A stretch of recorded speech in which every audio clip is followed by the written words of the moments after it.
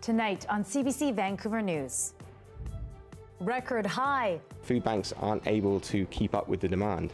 More British Columbians are using food banks than ever as food insecurity reaches an all-time record. Plus, pushing for Xavier's law. We feel very seen and heard, and we hope that Xavier's law is going to help a lot of people. One family's fight to keep reckless drivers off the road, but why some experts say the law is flawed. And bye-bye Bitcoin, hello AI. We literally have Bitcoin miners running in the very same data halls that we have AI servers running. How a multi-billion-dollar Bitcoin mine in Prince George is pivoting to AI storage instead. This is CBC Vancouver News.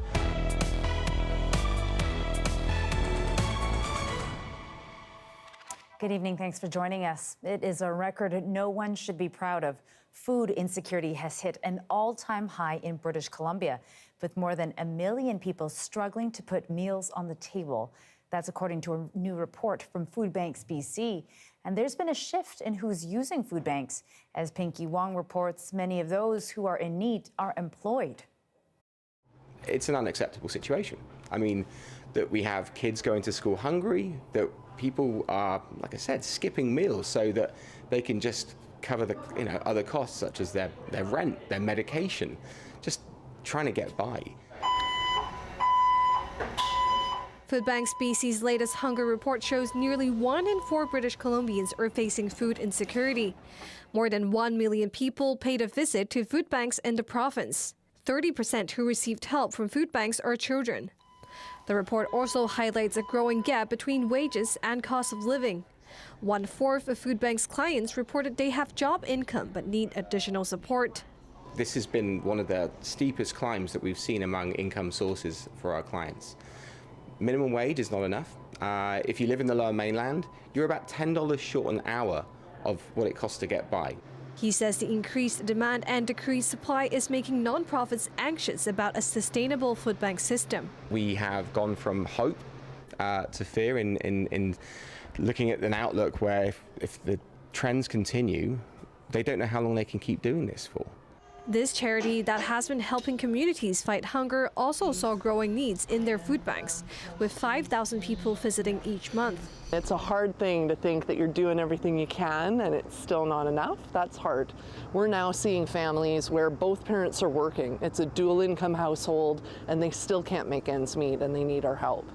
A researcher in food security pointed to multi-layer reasoning behind the increased demand in food banks. Search in terms of like the food costs and also pretty much like inflation in general never stop. I think the food costs is still keep going up with that, while the rental is sort of stabilized in some way, but stabilized as a higher point. He says cutting food costs has become a way for some to keep themselves afloat. And many people start thinking about where to save costs, even though they have a working income, but it doesn't mean that they can spend the way they did in the past for that. So going to the food banks to subsidize maybe 20% or 30% of their food costs. Food banks calling for more support as their demands increase. Lien Yeung, CBC News, Port Moody. The family of a boy killed on Vancouver Island by an alleged reckless driver were in the legislature today. MLAs were debating a proposed law named after 12-year-old Xavier Yankovic. Supporters say it will help keep reckless drivers off the road. Others say the proposed law is flawed. Katie DeRosa reports. We feel very seen and heard, and we hope that Xavier's law is going to help a lot of people. For this island family, a hope that their son's death will spark change to keep other kids safe on the road. Being on the road after you've killed someone in a reckless manner, that's obviously can't happen. We're just trying to prevent, even if it's one more person, in the future to help save someone's life. Their son, Xavier, died in August when an out-of-control car hit him. The 12-year-old was rollerblading outside his house near Cobble Hill. No charges have been laid against the 17-year-old driver, but RCMP have said speed was a factor. Xavier's family wanted the driver's license revoked, but it took months for that to happen. That's what prompted this NDP MLA to introduce Xavier's Law, a private member's bill that would give the police power to impose an immediate 30-day driving ban to those suspected of reckless driving. If passed, the bill would also require police to report every dangerous driving incident to the Superintendent of Motor Vehicles in an attempt to crack down on repeat offenders. But one defense lawyer who specializes in drunk driving says the law raises red flags, including the lack of appeal options. There is no ability to challenge the officer's exercise of authority in imposing an automatic license suspension at the roadside. Several BC Conservative MLAs also raised concerns. So yes, we must remove truly reckless driver from the road, but we must not create a system that punishes innocent people or gives police power that are so broad and vague that become arbitrary. This Conservative MLA, whose own son was hit by a reckless driver at 5 years old, says unless the law is rewritten, it risks violating charter rights and creating unworkable situations for police. The NDP MLA who introduced the bill dismissed those concerns. The cost of inaction is far greater. My parents have been putting in a lot of effort to keep my brother's legacy. For Xavier's family, they're confident the legislation has enough support to soon become law. Katie DeRosa, CBC News, Victoria. The provincial government says a deal has been reached to bring care home workers into a collective agreement with the Health Employers Association of BC. The health minister says the deal ensures workers who care for seniors will be better protected. More than 5,000 long-term care and assisted living workers, many of whom are women and racialized workers, still don't have access to pensions and benefits comparable to those who are doing the same essential work in our hospitals. Osborne says more than 100 eligible facilities will transition into HEA-BC membership over the next 2 years. And a group of advocates gathered Monday morning to protest the BC NDP's involuntary treatment expansion. As Michelle Gomez reports, the protesters say the proposed expansion infringes on human rights. Healthcare workers, people who use drugs, students and advocates are gathered here outside the Vancouver Coastal Health headquarters. They're rallying against involuntary care. They say expanding the policy is reckless and argue involuntary care does not prevent death. Several advocates spoke out. Here's what some had to say. Stripping someone of their bodily autonomy because of a perceived health risk to the public under the guise of public safety is ableism, full stop.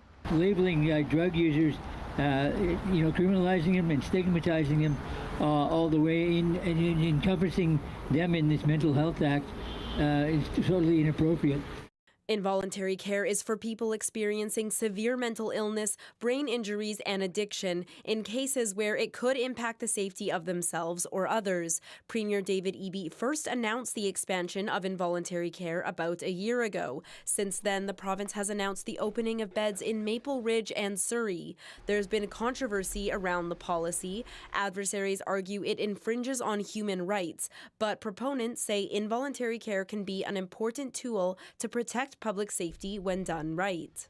It's not like you can just pick somebody off the street, throw them away forever.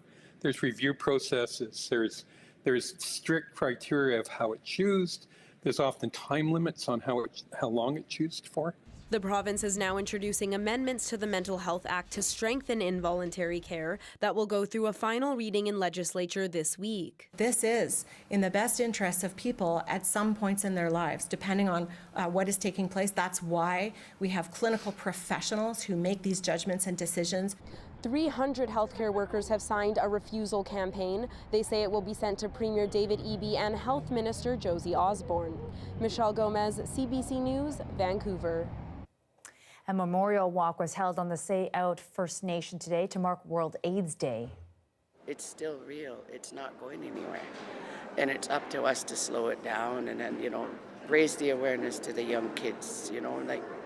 I do not want anyone to ever walk in my shoes because it's not easy. Just over 9,000 British Columbians live with HIV. The latest data from the Public Health Agency of Canada shows infection rates are on the rise across the country. And 4 days after Stephen Guilbeault resigned as Identity and Culture Minister over the Ottawa-Alberta pipeline agreement, Mark Carney has named his replacement, former Justin Trudeau Minister Mark Miller. I, Mark Miller, do solemnly and sincerely promise and swear. Mark Carney dropped Miller from cabinet after winning the Liberal leadership and did not bring him back after winning the election. Miller held both the immigration and Indigenous relations portfolios.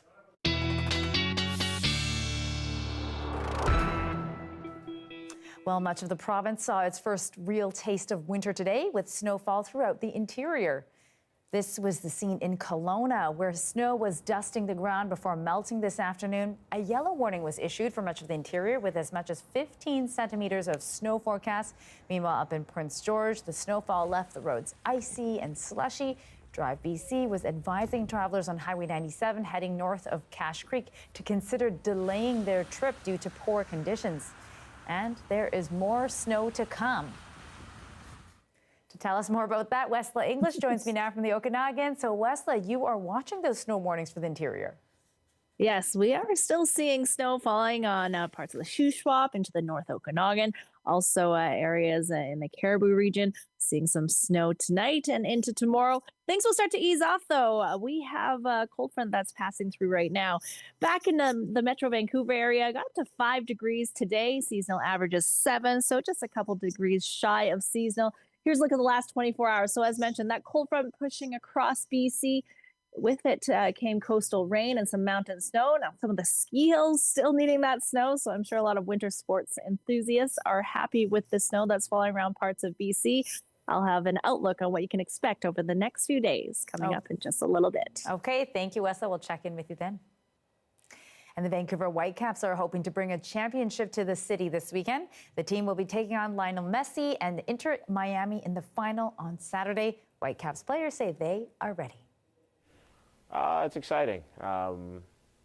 He's probably obviously the greatest player ever.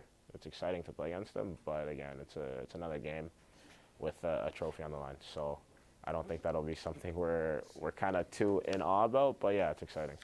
Indeed exciting. The Whitecaps advanced to the MLS Cup Saturday with a 3-1 win over San Diego. It's the first time in franchise history the Caps will play for the MLS Cup. The match is taking place in Fort Lauderdale, Florida. But if you're in BC, there will be a viewing party. Well, going out to a restaurant, theater, or a soccer game can be a lot of fun, but the aftermath can create a lot of garbage. The hospitality sector in BC is trying to fix the issue and cut back on waste.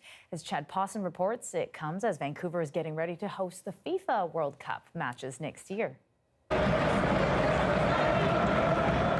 54,000 people at a soccer game at BC Place, watching and cheering, but also drinking from plastic cups that will be reused.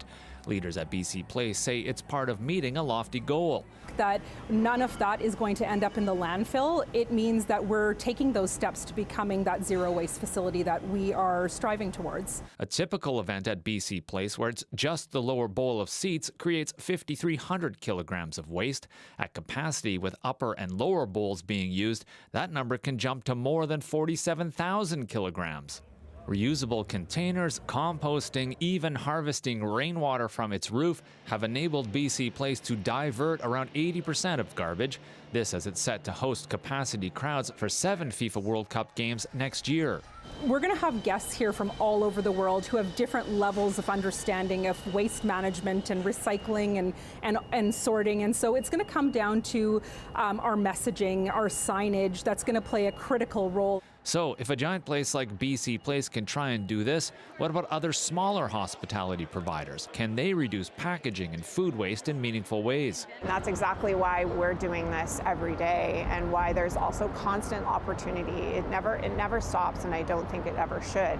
This Vancouver Convention Centre caterer is doing exactly that in providing for an annual zero waste conference, including small steps like no single packaged foods and cloth napkins. The sustainability manager for 2 Victoria hotels is here to share their practices, such as water fountains rather than plastic water bottles, and spending on a food waste audit, which has saved the hotels around $64,000 a year. Even though initially it did take a bit more work for us to move forward, to change our operations, to understand the analytics that's behind it, it did bring us a lot of savings in the long run. Financial savings and environmental savings possible from a sector set on sustainability. Chad Pawson, CBC News, Vancouver. Coming up, how a northern BC city is pivoting to AI after the province announced new regulations.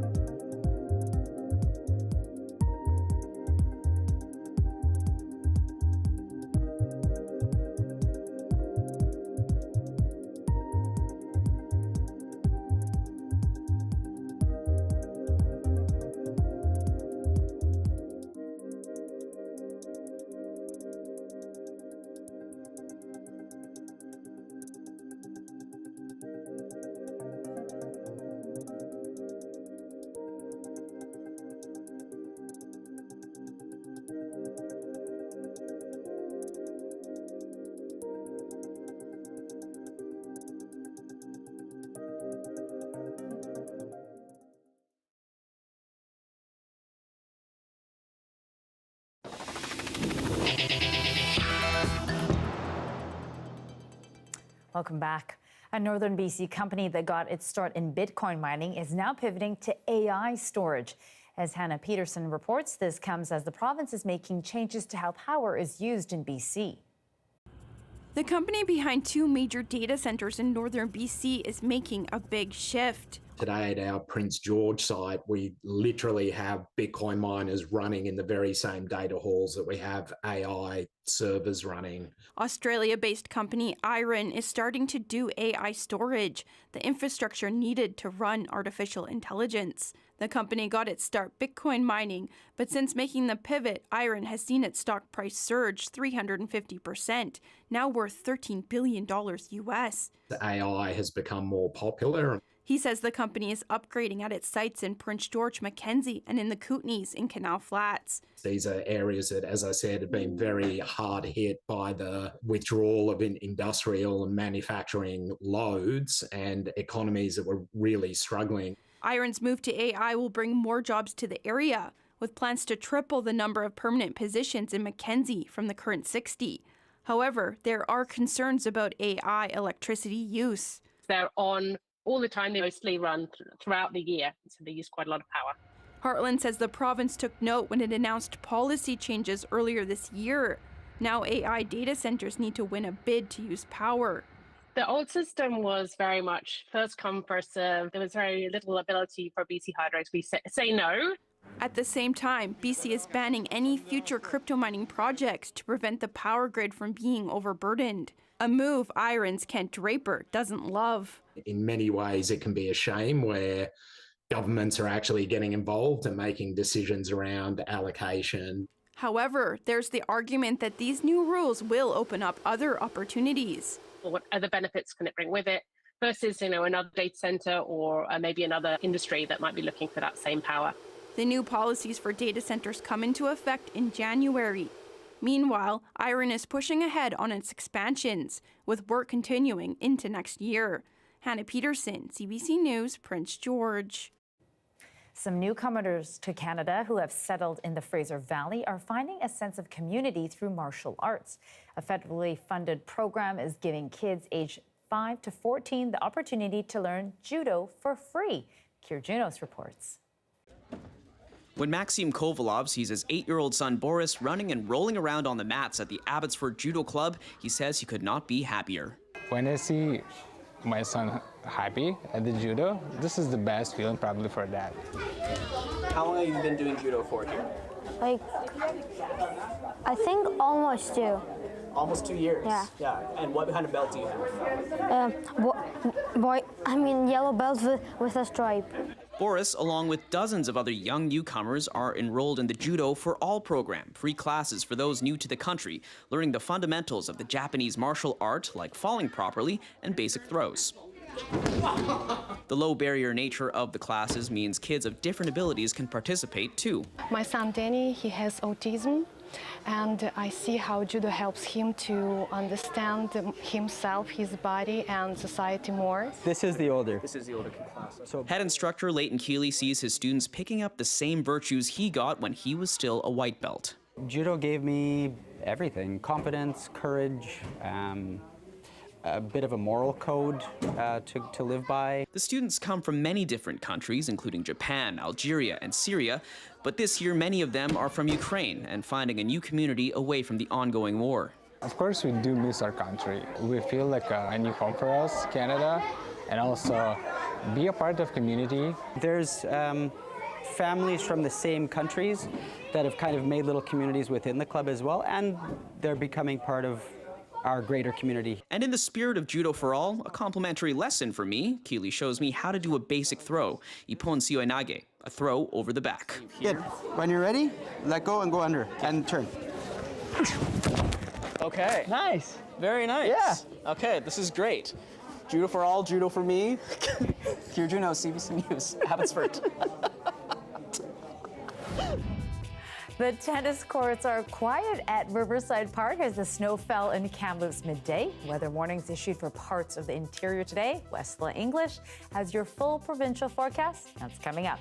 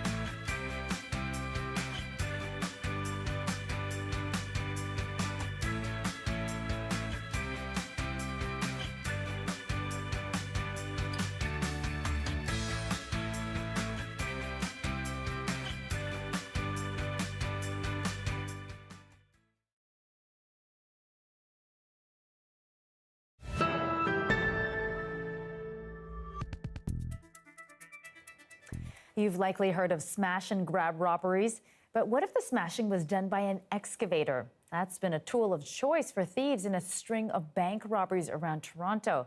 Nama Weingarten breaks down how it happens and who's paying the price. In this pile of rubble lies what was left of a family-owned convenience store.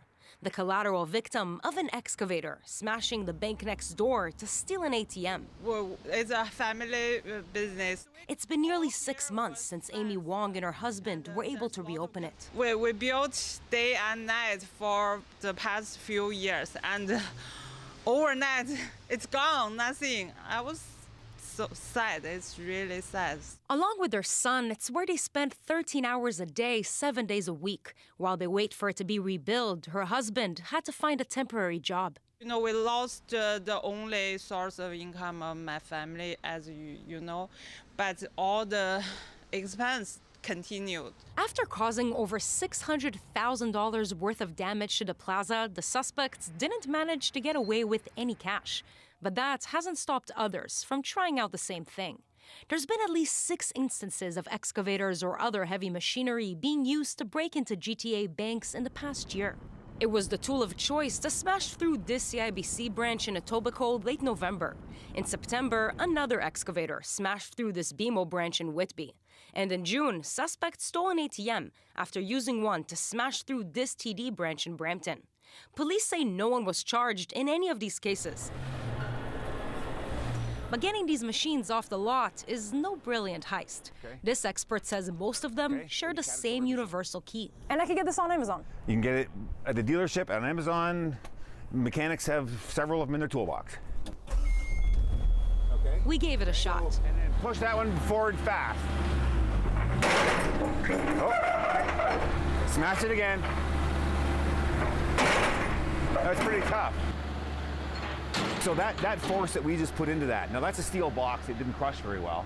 But if that was concrete, it would break it apart like nothing. Like it's a block wall wouldn't stand a chance on that bucket. What's harder than that is escaping with one. Many only go less than 20 kilometers an hour. So you're not gonna steal that machine and drive it across town to break into a bank.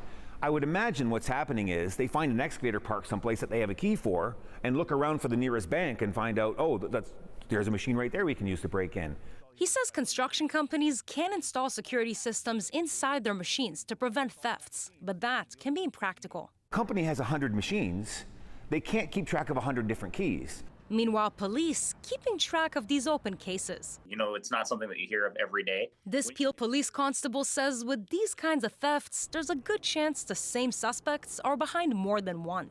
So once we get a network of suspects identified, it's usually pretty quick that we can start getting them connected to incidents that are happening across the GTA. Before last week, all here was fenced. While Amy waits to learn who did this to her business, she's hoping they can reopen in time for Christmas. Nama Weingarten, CBC News, Toronto.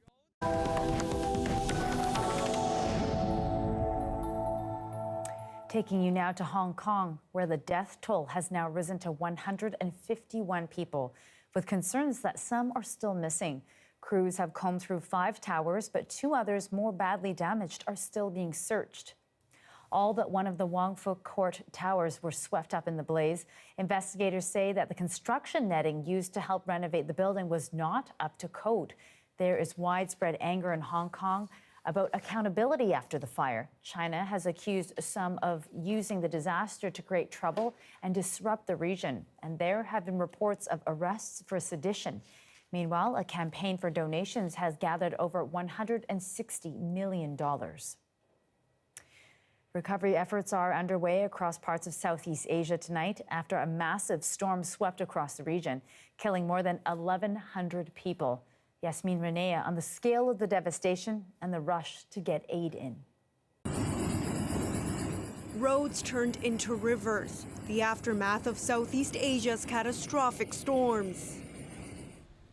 Monsoon rains, a cyclone, and a typhoon battered Indonesia, Malaysia, Thailand, and Sri Lanka, killing over 1,000 people and displacing millions more. This building used to be my house, says this Indonesian man. This was a mosque, that was my parents' house. It's all been destroyed by some of the heaviest rainfall the region has seen in decades. In the night, things were normal, says this woman living in Sri Lanka. By next morning, everything was underwater, including our house.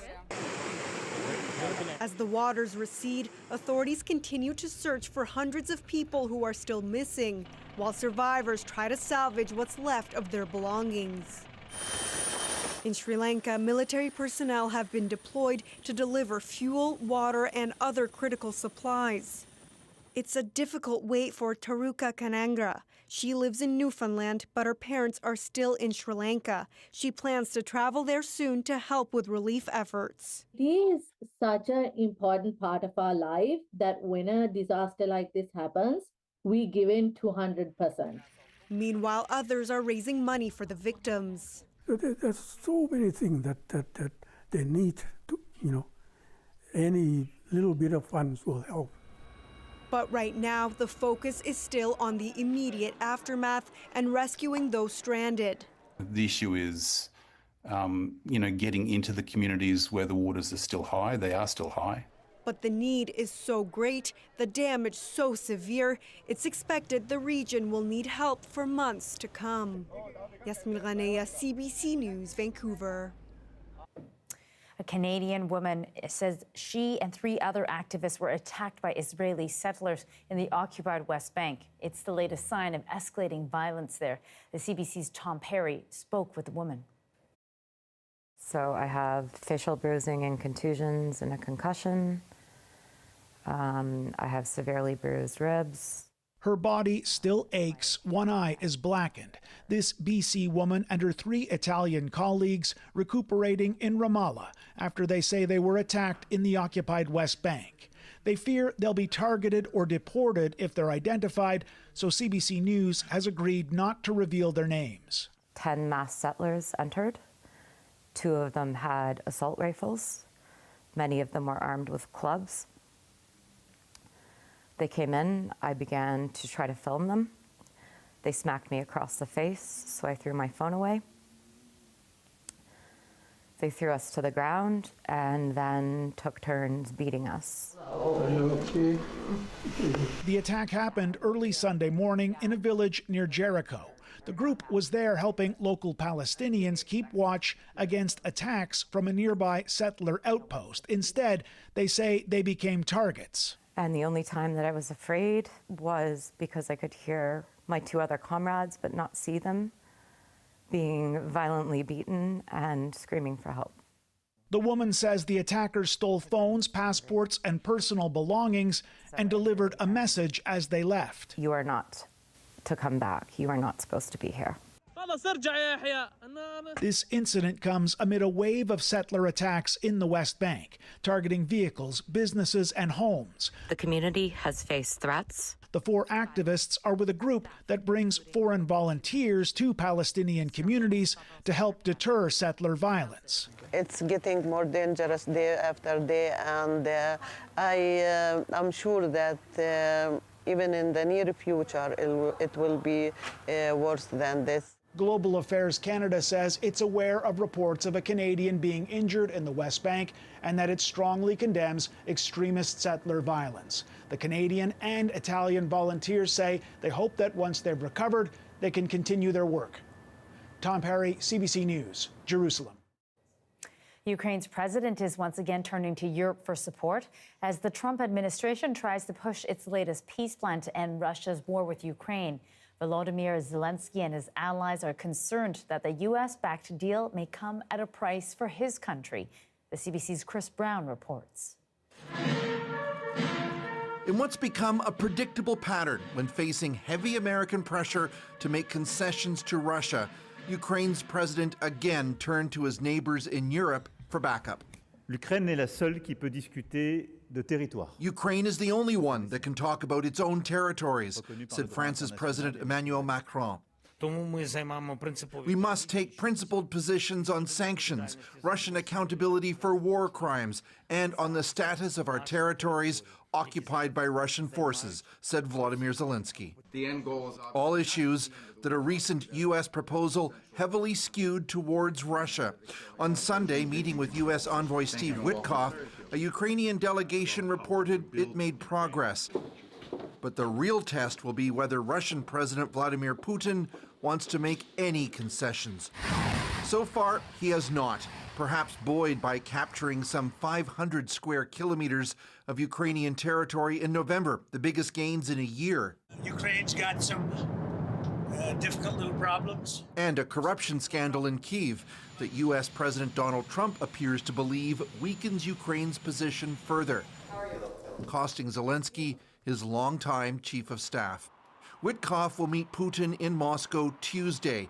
What updated proposal he'll present is unclear, but the Europeans are sounding worried. We shouldn't lose focus that it's actually Russia who has started this war.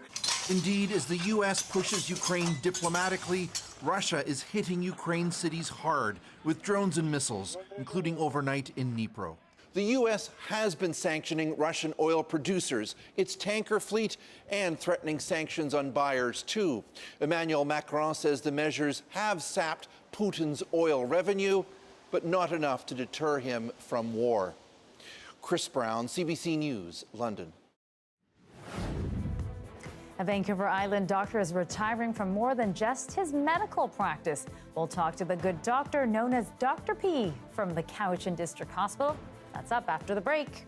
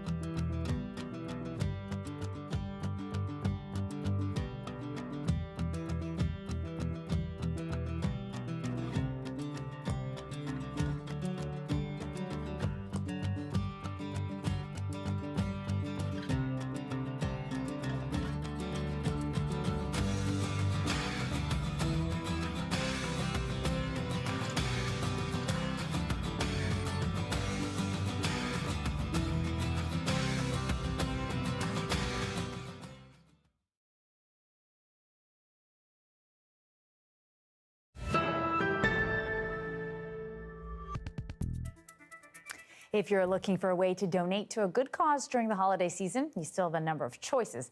One Vancouver Island doctor is hoping you'll give to his cause.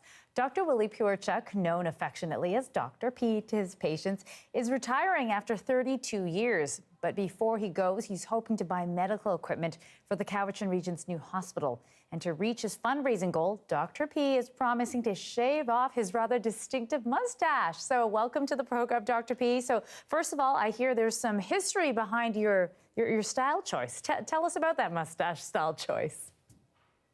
Well, I grew it back in 35 years ago now. I was moving from Ontario to BC, and I thought, well, people were complaining that I was looking too young to be a doctor, so maybe that would make me a little bit look a little bit older and more distinguished. And I've got family members who have similar mustaches, so I started to grow one then. Not everybody liked my mustache, particularly people who were trying to kiss me. So I was told by my wife that maybe I should shave it off, and I wasn't comfortable with that idea. I kept it, and I said, when I'm retired, you'll know I'm retired because there'll be no more mustache. So I'm keeping to my word that I'm going to shave off my mustache, and rather than let it go into the drain or something like that, I thought that would be a good way of raising some money and having some fun. Yes, locally. Absolutely. Okay, now, so tell us about that fundraiser. Where are you at in terms of your numbers? What's your goal? And this whole idea of shaving it off. So I offered $10,000 and to match other people's donations for $10,000. So I put in $10,000 myself because we're now at about $37,000 raised money for hospital equipment. We have a beautiful new building that's coming up probably about 2 kilometers from where I'm sitting right now. The hospital's about 70% done, and it'll need equipment. I think that'll be absolutely wonderful. And what do the people around you, your wife included, think of this idea that they're going to finally see you with no mustache? Well, some people are concerned about that whole thing because they haven't seen me without a mustache. Actually, none of these people have seen me without a mustache, including my wife. So a little concerned about what I might look like, but I'm looking forward to it because it's going to be refreshing and a new chapter of life. So I'm looking forward to it. I'm sure she is. That's wonderful. Well, good luck with your fundraiser, Dr. P. We will probably look for we're seeing the before photo. We're going to look for your after photo after you actually shave that mustache off, and hopefully you raise all the funds that you're looking for the hospital. It's going to be at a hockey game, Cowichan Capitals versus Nanaimo Clippers, between the first and second periods, December 6th. So that's this weekend. Okay, sounds good. Well, good luck with it this weekend at the clipping off the mustache at the Clippers game. Very fitting. Thank you for that, Dr. Willie Purchuk joining us. The weather update is brought to you by BC Cancer Foundation. Give today to bring more progress and possibilities to patients and their families. Your donation changes everything. And Wesla joins us now with the forecast. Wesla, I'm excited for his wife, Dr. P's wife. No more stash. My goodness, 35 years is a long time to hang on to that, right? It'll be like kissing a brand new husband almost. It might be. Oh my goodness. How are we doing with the forecast? Well, it's hard to tell because it's so dark behind me, but this is what we had today. Can you see what that is? Yes, look at that. You got snow stuck all over your gloves there. Beautiful. A little bit of snow here in the BC interior. In fact, parts of the Okanagan, basically areas north of Kelowna, still seeing quite a bit of snow falling into the Shuswap. Also still seeing some snow around Metro Vancouver today.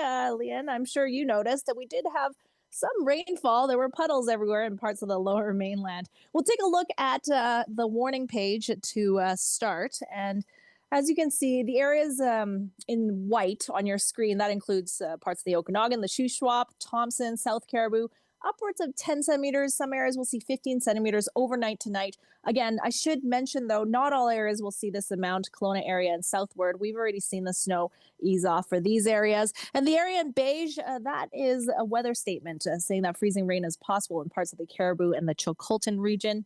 Here's a look at the satellite and radar. That's the frontal system moving through with the clouds, rain, and the snow today.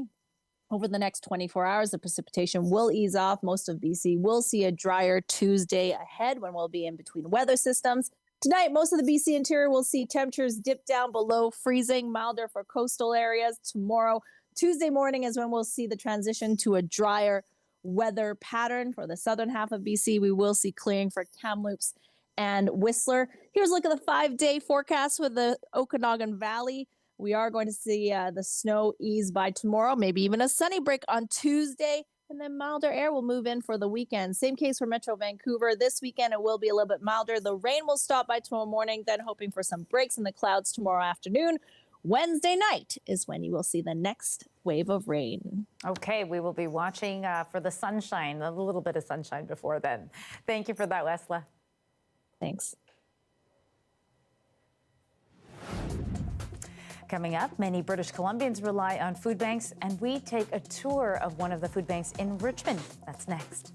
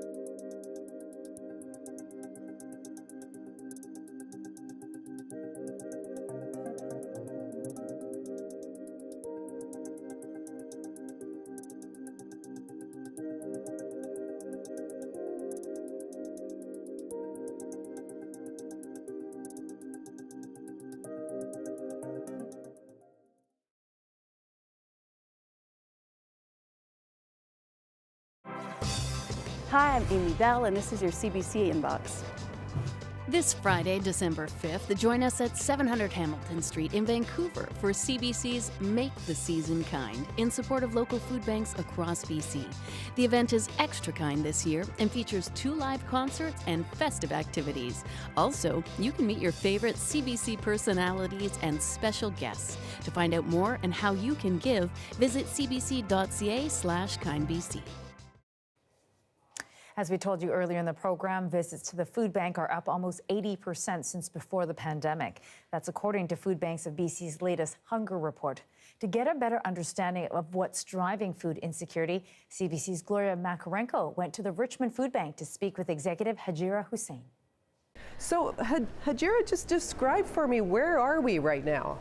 So we are on our distribution floor, and this is where the magic happens. This is where people are able to pick up food. And because we are a choice model, people are able to choose whatever food they are able to eat. Well, you've got some volunteers in behind there. I mean, how many volunteers work at this center? Each distribution, we have roughly 40 to 50 volunteers, but overall we have close to 200 volunteers who come in, day out to do different tasks. So you have distribution volunteers, you have drivers, you have food sorters, produce sorters. Like right now, all the volunteers are busy setting up their stations. We started distribution around 10 o'clock, and so they want it already displayed like a grocery store. Yeah, it looks very much like a grocery store, but where does all this food come from? From our wholesale and retail partners. Most of the food that you see here is recovered food. A little bit is also from our farm partners. So there's a farm called Sharing Farm. They grow 85% of whatever they grow comes to us. In addition to that, we have our retail stores that are from where we are able to recover their excess or surplus food or food that was not sellable, but still has life to it. What about the monetary donations and how far that can go for you? Monetary donations go, quite a distance because we are able to purchase our most needed items with all the monetary donations that we get. Our dairy, for example, is something that we have to purchase on a weekly basis, and that's also one of the most popular items that people look forward to. So each month we are spending close to like 11,000 just on dairy. I see, yeah. I see. Okay, what is the process that a person who lives in Richmond goes through in order to access food from the food bank? Anybody who is in need of food, they can just access our food bank services. Anyone can just walk in off the street? Anybody who has a need, okay, and who lives in Richmond and has a need. So we go by the honor system. We don't require their income statement or anything because a lot of people do have that misconception that they have to qualify, but we believe that if you're in need, then we don't want you to go through all the extra hoops because it's already a challenge accessing the food bank. It's already very stigmatizing accessing the food bank, especially for the first time. So, okay, well, look at just some of the items you have here. So we went through some bread. You had some fresh halal meat. Yes.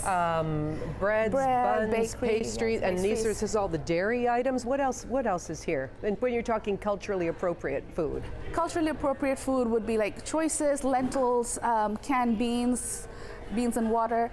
And then here in the produce section, you will have the bok choy, or we do have a lot of Asian population, so we try to have produce that they are familiar with. So your daikons, your bok choy, there's eggplant that people demographic likes or prefers. Mm-hmm. So we try to have that, and then in addition to that, there's like your regular fruits and vegetables. What have you seen just in terms of demand over the last little while? The demand has, since the pandemic, the demand has doubled. We are seeing twice as many people or as many households. We used to see 600 households a week. Now we are doing close to 1,300 households a week, which interestingly has become the norm. Right now, what we are seeing is not so many of the new immigrants, but the people who are local, who are struggling already. Like they were struggling, but the struggle is just getting worse because of inflation and because of lack of affordable housing. What I'm also seeing is many people are losing their houses or because they cannot make rent. So that's also another factor that I'm seeing. What I'm also seeing is a lot of seniors on fixed incomes. They are struggling, and that's a demographic that doesn't change much. Once they register, they are in it for the long haul. So sad, but we are here. So, and we are here with, thanks to the community and the support that we get from our community members, we are able to be here for people in times of their greatest need. Jara, thank you so much, and we'll let you get to work. Thank you. Thanks, Gloria. Oh, I'm Anne, and I'm from Vancouver, but I volunteer here in Richmond. So how would you describe how the day unfolds here for you? Well, we start out by counting the number of people who are here, then we give out numbers randomly, and then people come in groups of 10. Well, in groups of 10 they line up, and then they come in one by one and go through the distribution and take what they want. Yeah, they take what they want from the distribution, and then they have there's a sorting area over here where they can put their things into bags and boxes to take home, and then they go home. Today I'm an usher, so that means I get to call out the numbers and kind of welcome people in and take them to the intake. And then some days I also get to distribute food, which is fun too, because then you get to really have more contact with the people. Donna, how long have you been volunteering here at the Richmond Food Bank? This is my 7th year now. It's been quite a while. Why do you do this? Well, I see the need in the community. I see so many people that aren't as fortunate as I am, and I just think it gives me something to do. I feel better when I give back to the community, knowing I am helping other people out. And what have you observed just interacting with people who come here, just in terms of their appreciation for a service like this? Well, many people thank us for, doing what we do, for volunteering, but also for being able to come in and get a few supplies that can help out the family during the week because they just can't make ends meet. Everyone's in a tough spot right now, so it's hard. A lot of us can help out, and we do by donating, whether it's food, time, money. Terry, hi there, good morning. Can you just tell me about why it's important to you to volunteer here at the Richmond Food Bank? To help the people that are suffering. And food has gone up so much everywhere. How does it feel for you to see people coming in and knowing that they're going to have a meal for the next several days because of the food bank? Oh, no, it feels really good. It feels really good, and I'm happy to do it. Well, thank you very much. You're very welcome. That's our Gloria Makarenko at the Richmond Food Bank speaking with volunteers and their executive there. Wonderful to see those people giving back in that way. Okay, that's it for us for now. Thank you for being with us tonight on CBC Vancouver News at 6. I'm Lien Yeung. You can watch this newscast on CBC Gem, our free app, as well as on YouTube. I'll have your next local news at 11 o'clock after the National. Good night.